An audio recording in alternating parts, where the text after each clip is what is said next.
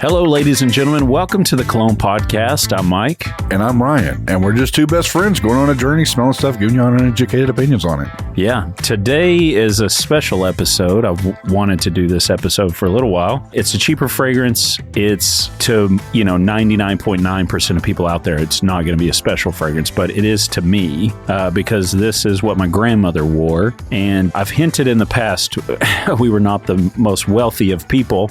Yeah. And so this fragrance is probably a $15 fragrance, but you would think it cost $500 or $600 the way she wore it, because she would only wear it, if she went to church or something like that. She rarely put it on except for special occasions. She was like that with everything. Special soaps. If somebody spent $10 on a soap that was shaped like a rose, they were just raised in a different time when stuff was very scarce, and luxuries like that they held on to and rarely used. Yeah. So I feel like this is the same way. I just wanted to do an episode, smell it, reminisce, and kind of pay respect to, as this goes live, it'll be on the 4th anniversary of her passing. So this was just an interesting scent memory that I had that I wanted to share with you guys, and also just say, like, fragrances are not just about attracting other people. They're not just about persuasion and that sort of thing, but also when you have such a strong signature scent, you're going to leave a lasting memory. And I know, at least for me with my grandmother, that this was one of them. Yeah. And so I think that's important, and I think we highlight it on the episode as well. Cool. Let's hit it up.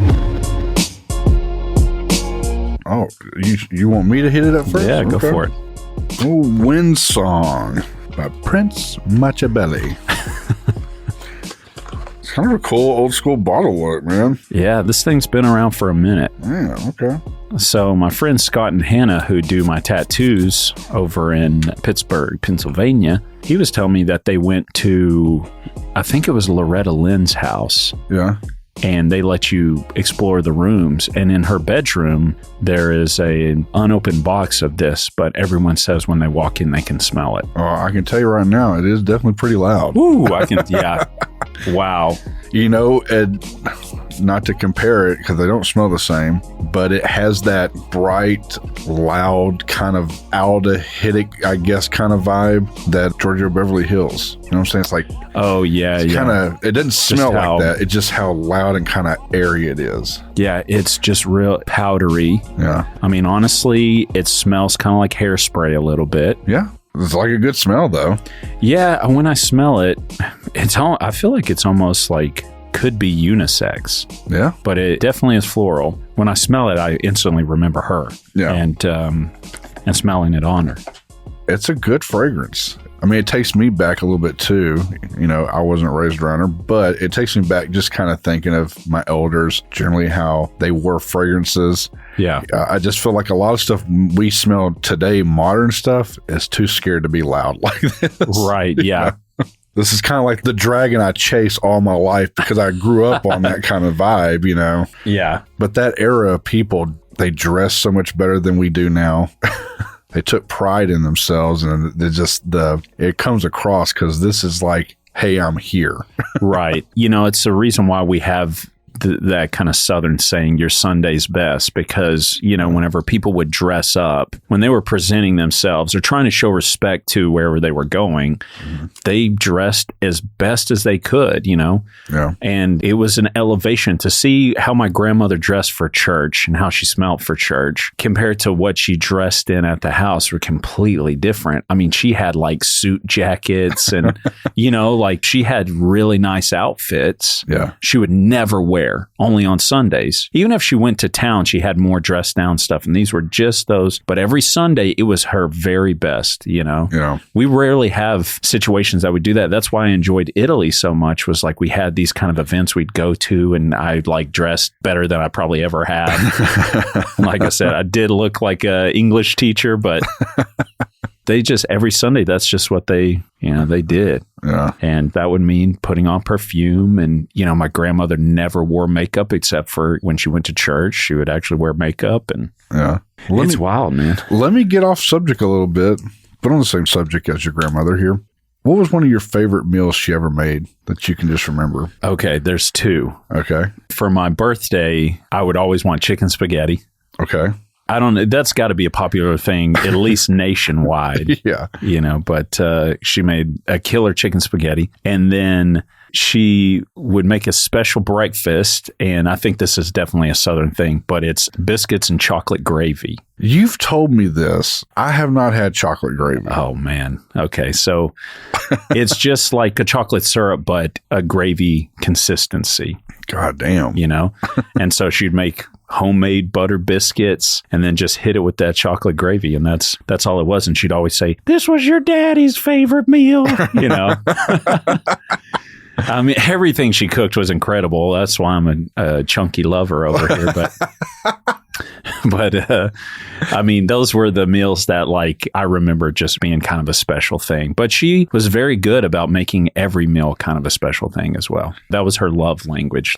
That's how you could tell if she was excited about family coming over or something. It was always she was cooking and then she made you eat 2 or 3 helpings of it. And that was her, God, was she like this? I know my grandmother was like this, but we grew up in an era right before cell phones were really a thing. So the only way you got a hold of people was a landline, period. Yeah. I know you lived with her predominantly most of your life and were raised by her more than going to visit and travel to her. Right. Yeah. But it was even whenever I lived with my dad, I was still there every weekend. Yeah. And then I would just stay weeks at a time and eventually moved in with her. But when she would know you were coming, she'd probably have meals waiting for you every now and then. There were a few things she knew I really loved, and she was great at timing when to cook those as a way to boost morale or soften the blow of a bad day. Yeah. She was really good about that. She would always say home should be a soft place to land because you would go out and the world is rough and the world kicks your ass. Mm-hmm. And then you come, the wings are on fire. You've lost a couple engines and then you've got a soft place to land over here. That's how she saw it. And so anybody that showed up, there was always a meal ready for them. Yeah. She was always making it to where if you came to Nanny's house, you were in for a good time. Yeah, something about them old schoolers, man. I'm telling you, they could plan a meal.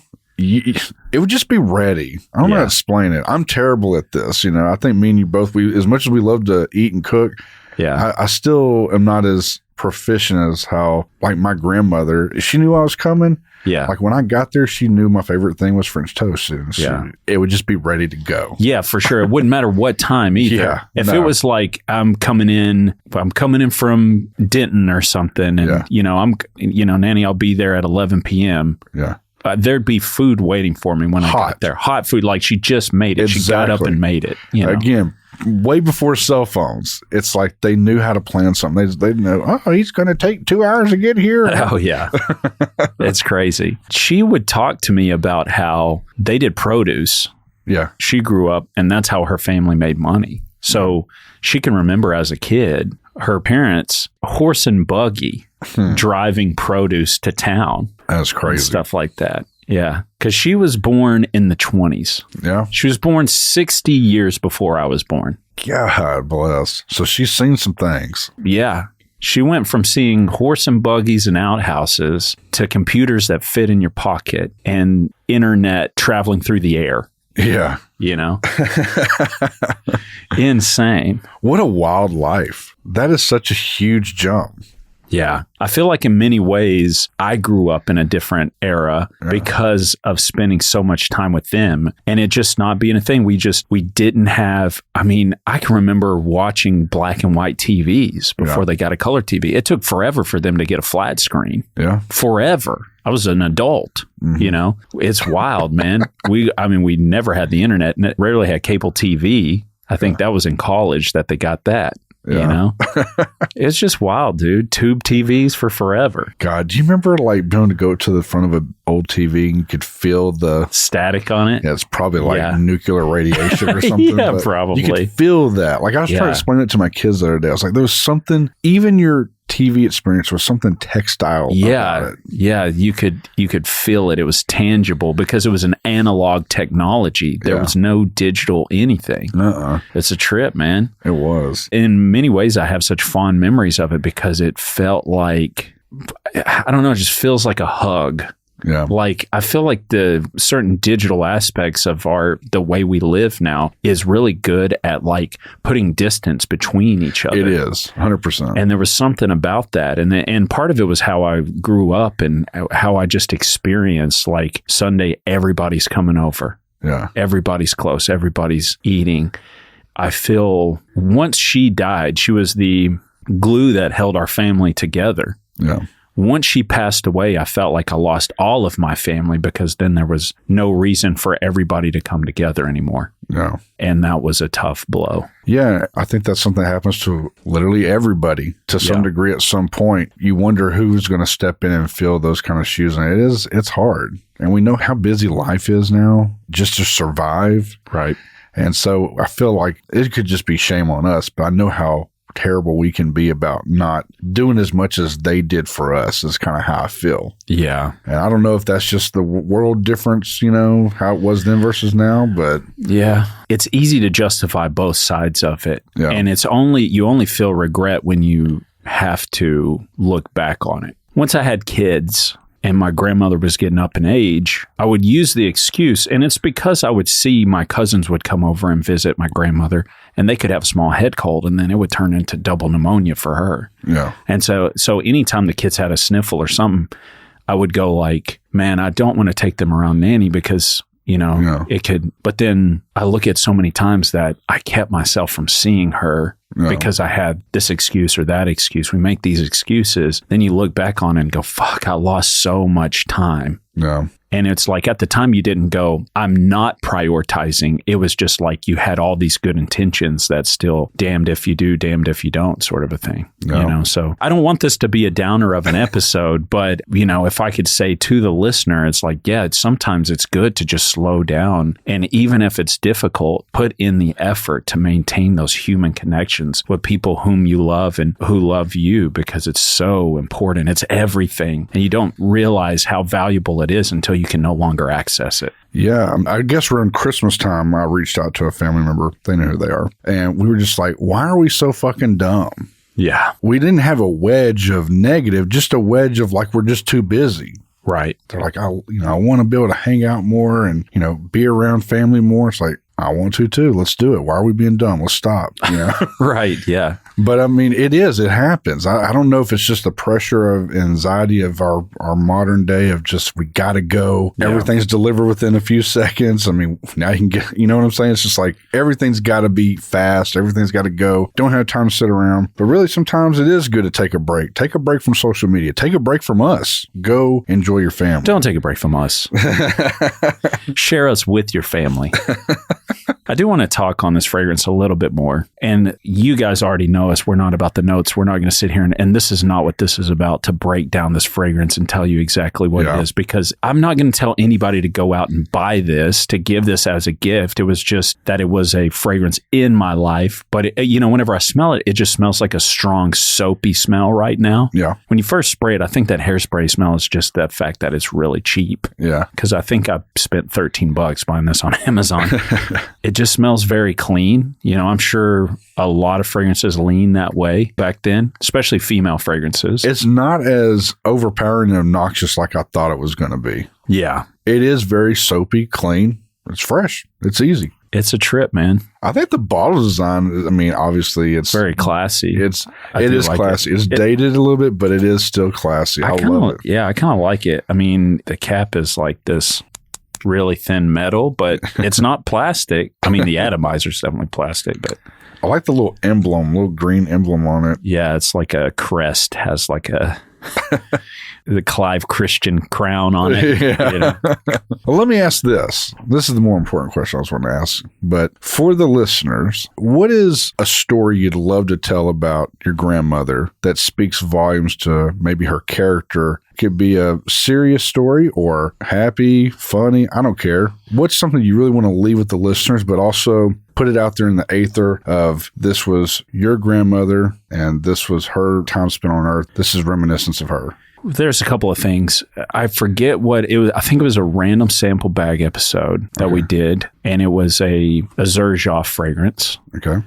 And it's called like Amalfi something. Okay. I was telling about this story where I stole a piece of candy. Yeah, we're going on this fishing trip, and on the way there, I stole this piece of candy. And then we get out, and I sneak off to eat it. And basically, I stole it because, again, just so broke that it was like, she was like, you can't have this specific piece of candy. I bought juicy fruit. We're going to share it for everybody, you know, because we were saying the fragrance smelled like juicy fruit. And so we get out there, I sneak off and I'm eating this candy. My sister goes and rats on me. Yeah, she wanted a piece. She wanted a piece and I wouldn't give it to her. So my grandmother finds out and drives us all the way back to the store, makes me tell the guy behind the counter what, you know, some high school kid, what I did. I'm crying. I think I'm about to go to jail, you know, because I'm young. Yeah. And that was her favorite story to tell about me, I think because it really impacted me in such a good way. Yeah. It made me go, no matter what, I've got to be honest. And you've seen this whenever we work with people in business. Sometimes I'm just like, I'd rather take the hit. Let's just leave it to where we take the burden instead of them. You know, I'm just like that. And I think a lot of it had to do with that. So she loved to tell that story. But something I would say about her that maybe she wouldn't say, that I really saw at the end of her life, it really hit me hard, is that my grandfather was just a very, very brutal man. He was a terrible human, and he did countless terrible acts, and like, I won't go into it here. But my grandmother refused to divorce him. Yeah. She would not, because she was so religious that she felt like letting God down would be far worse than letting anyone else down. So she stayed in that. But at the end of her life, and she would never tell anybody else this, but I think the one lesson I took from her in that moment was to see how much she went through because she loved her family so dearly. And she sacrificed her own happiness for everybody for decades, for everyone else. No. And she never showed anybody that until she showed me the last time that I saw her. And I could see at that point, she couldn't even speak words. You know, she was pretty gone, but she was just shaking her head and crying. And it had been a couple of visits that kind of built up to that we had kind of been talking, and she was slowly kind of telling me. But I just think that if I could say anything about my grandmother, it would be that she loved so hard, everyone so much, that she was more worried about what it would do to everyone else that she sacrificed for 60-something years. Yeah. I mean, I think that's a very commendable trait, quality. I know it's easy for people to point during anybody's situation to get out or leave or something like that, but there are real consequences to other people besides just her or him. Yeah, and part of me was like, I think she kind of regretted some of that at times too. Yeah. She realized that maybe some of the stories that she was telling herself, if I did this thing, if I divorced him, that it would let all these people down as well. And I think she realized that everyone loved her so much that they really just wanted to see her get away from it. In there is that story too. If we could all just be transparent and communicate with one another and support one another in a way that there wouldn't be stories like that either. Yeah. Where people just knew that you were going to love them and support them even through the darkest part, rather than go, hey, you need to pick yourself up by your bootstraps. You need to be better, and just go, I'm here for you no matter what. And then maybe life wouldn't have been like it was for her. We talk about it a lot off air. We talk about how kind of silly humans are, right? Yeah. And a sense of like how we can't be open and vulnerable about certain things, to where it really leads to just more problems. Yeah. The thing that I love, and I actually was talking about this, and we'll end on this. Go ahead. The thing that I love about you and I is that, you know, now that I lost my grandmother, my closest family is obviously my nuclear family, my kids and everything. But then also you and you've become very much like a brother to me. Yeah, same. And I was at that dinner with Mo and George Zaharoff, and I forget what we got on, but they were saying some nice things about the podcast. And I went into this monologue about your and my friendship. Yeah. And just talking about how life wouldn't be as good without such a genuine, honest friendship, because we give each other shit on this podcast, but we have cried together. For sure. We've gone through hard times together. We've lost money together, doing jobs, everything. We've gone through it. Yeah. And I know there's a lot of guys listening. I just want to encourage you guys, try to build some sort of relationship like that. Don't put yourself out on an island away from everybody, because some of the greatest memories of my current life involve you, Ryan, and the things we do together. And our friendship brings me so much joy. And I was lucky that we had each other during losing my grandmother, also losing your mother, because they were very close together. We had each other in that moment to where it's like, I know for us guys, we don't like for especially our immediate family to really see us kind of break down. But we were able to kind of walk through that together. And those type of relationships are so important. And guys, if you're listening, and gals too, make sure that you have these connections with people that are true and honest, and you can let your guard down. These aren't your friends that you put a smile on and you go out and you have drinks with. These are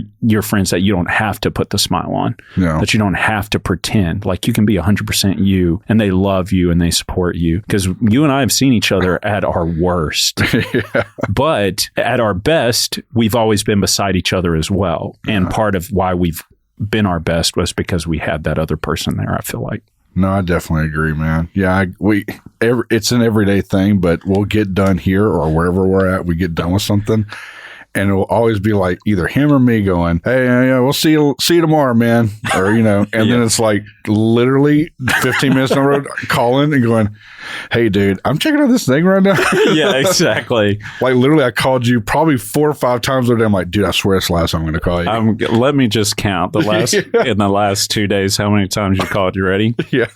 Well, it's 10 a.m. right now, and he's already called me 4 times, starting at 7 a.m.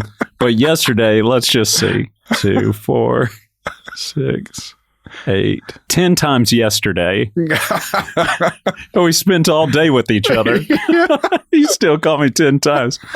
And then there's no telling how many times I called you in return. So we are best friends, and I'm so proud of this, this friendship. And that's what I was saying at that dinner. I was just going like, man, life is so good because I get to share it with people who really, really love me. Yeah, likewise. Okay. Well, I don't know how this episode's going to be for those listening, but it was a moment for us. I knew that it would get raw, and at times, as much fun as we have, as much laughs as we have, I do want to be open and give a little bit of genuine Myke and Ryan to people to let them know who we are and a little bit more about who we are, Yeah, I don't see nothing wrong with that at all. I think it's good. It's cathartic. Yeah. So there you go. All right. And until next time, spray it up, y'all. Spray it up, y'all.